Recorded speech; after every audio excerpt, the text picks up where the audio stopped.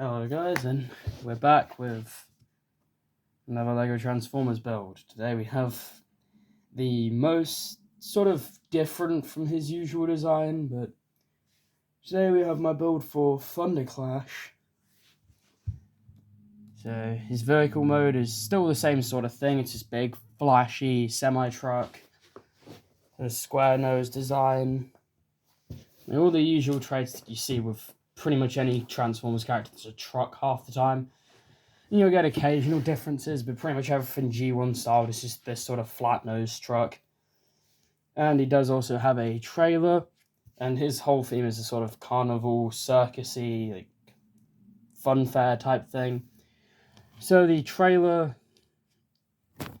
can detach it from the truck, which the trailer doesn't swerve around.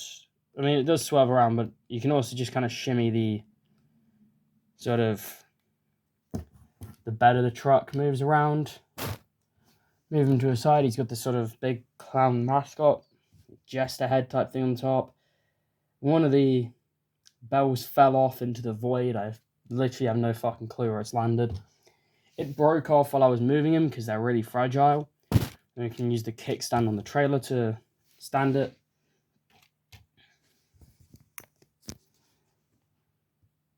And we'll focus on just this trailer here, so that then these stairs can roll out, as well as a little control panel. And then this whole piece, I'm just going to break it off because it is extremely flimsy, but this is a carnival ride. So all these limbs sort of rotate out. And this would happen while it's still attached, but it just breaks constantly, so I honestly give up. And that happens too. And it's another reason this thing is really a pain in the ass to deal with. I just kind of hate the trailer for Thunderclash. I mean, I hate this figure in general. Not because I hate the look of him. He's a really cool sort of stylized design. The reason I hate him is just how fucking fragile and finicky the bastard is. But there we go. He's one of the big old spinning swing ride thingies. And you put him off to the side. There's been dust and shit on my... So we do also have weapons for him that we'll bring in for robot mode. Taking a close look at this. If I get some nano figures, just to show the sort of the scale. Also, I don't build this minifigure scale, I scale with the little game board pieces. So just kind of bring them in.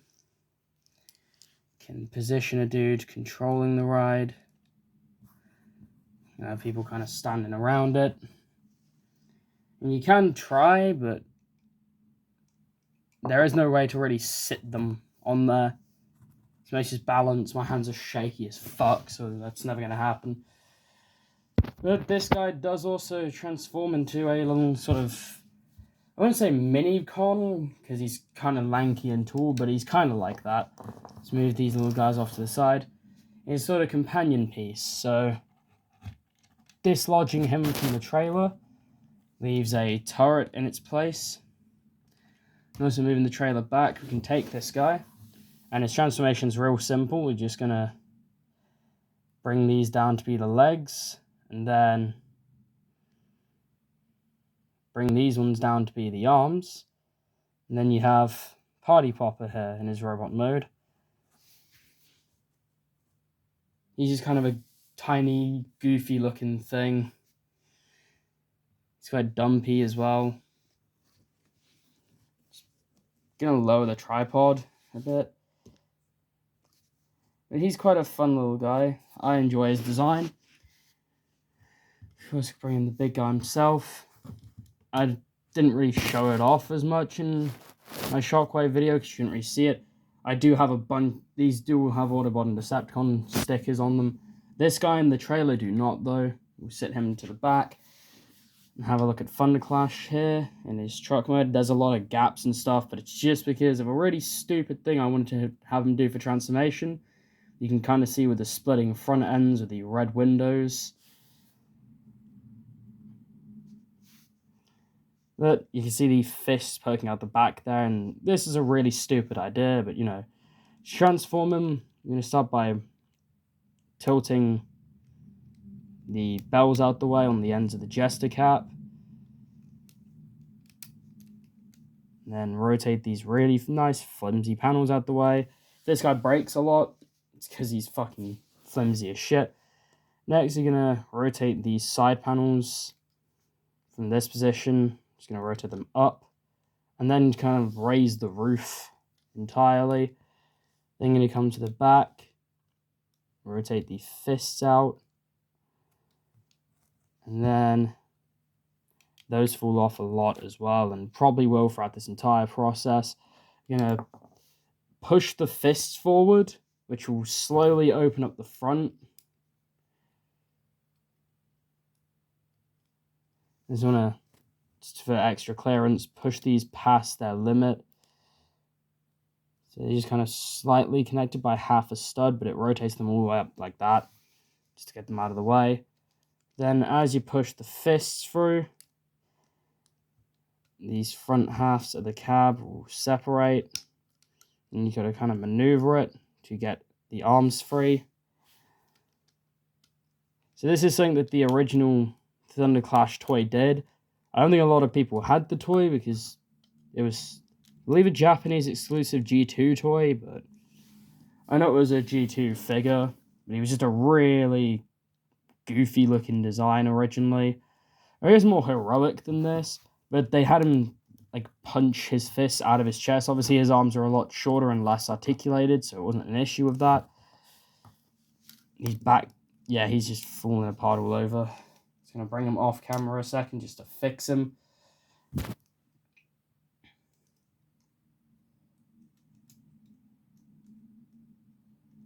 So the problem with a lot of my earlier figures, I'd focus very specific bits of transformation that I really liked, and when there was one thing I really wanted it to do, it was doing that no matter what.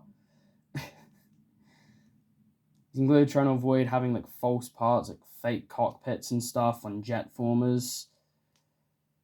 And then you end up with this. You can then take the truck bed and rotate this so you got the wheels forward for his knees, and then rotate the spoilers around to make these sort of pointed clown shoes.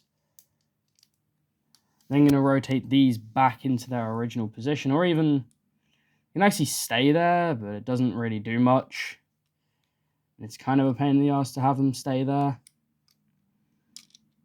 but they can stay there. It just kind of really gets in the way of trying to put this piece back flush. You can even have this piece go off to the back, which kind of works too. Either way, I'm going to have it go off to the back just because it doesn't look terrible. These pieces aren't necessary for transformation. They're just kind of there for making the vehicle mode look a bit nicer. But I very rarely have this guy just displayed in his vehicle mode because he's ready to explode. Also, I note that the fist rotates out during that transformation process. But then you can take the head, and this jester hat is just going to split and just position to make a much more ballooned out jester's hat. And then the fucking rear wheel is going to fall off the back like that.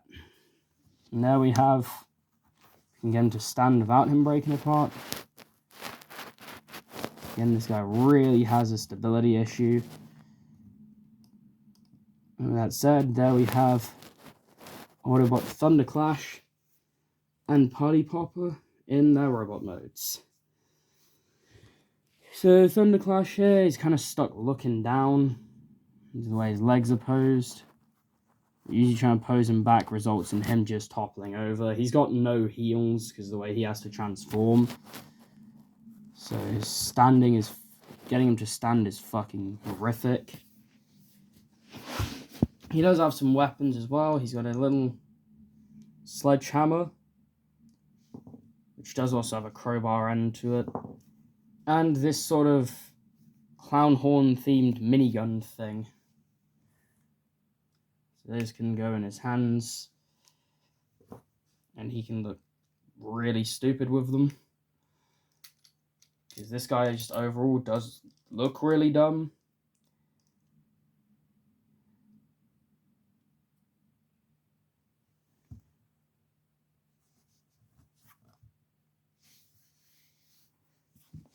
And he does also have, it didn't work very well because I couldn't properly represent it. My original design idea for him had these sort of drama faces of like the happy and sad. The closest I could really get were these emojis from the fucking like smiley sort of emoji face shit from the Lego Dots line. It's the best I could do, but I would have rather used something a lot better with actual like drama masks.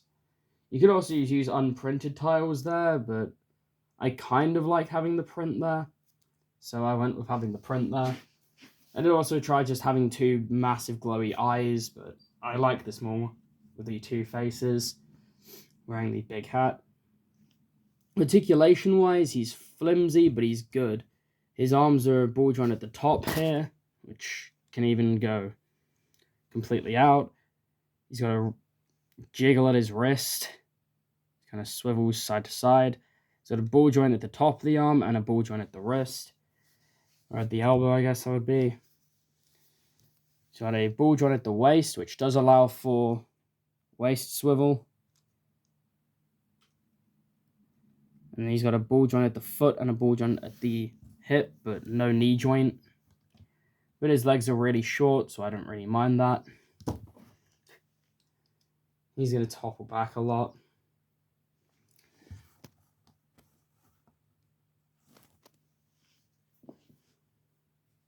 And for a fun size comparison of another white truck character that's a lot more well known, that is barely going to fit in frame, but we'll have a video on this guy at some point. We have, going to take his hammer out of his hand because he keeps dropping it, Autobot Ultra Magnus. Just for a nice scale comparison. And take Magnus away. I do also have Optimus and Megatron and all that shit, but I decided not to start with them because, again, I'm going through my weirdest designs, and those are kind of normal for those two.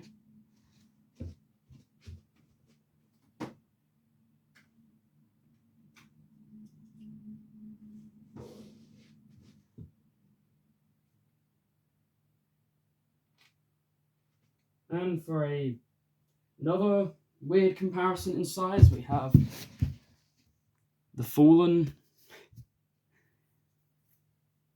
as one of my largest figures, just to sort of show how small this guy is.